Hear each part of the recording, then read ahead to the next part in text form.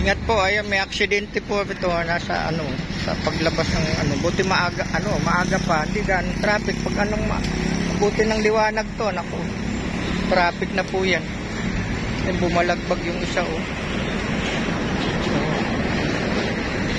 Bumalagbag siya. Hindi malamang bakit anong nangyari sa kanya rin. Ayun.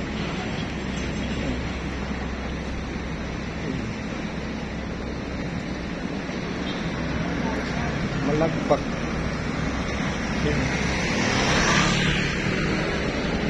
Wasak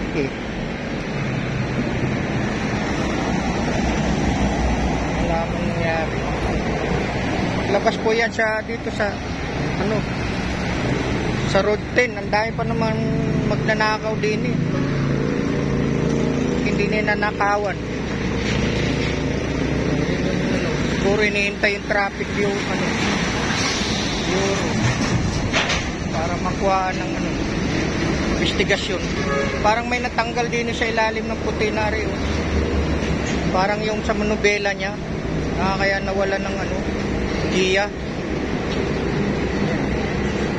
Pagliwanag niyan ng traffic na niyan. Dito po yan sa road 10. Yan hirap dumaan ng one way doon sa kabila plus one way dito kasi nasa gitna sila. Yan ingat po. Ayan, sigurado ko mamaya pagliwanag nito alas 6 traffic na yan. Yung mga dadaan ng iwas na lang pag napuno na to.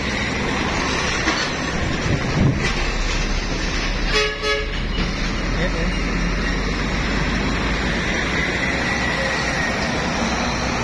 build up na po ng traffic yan.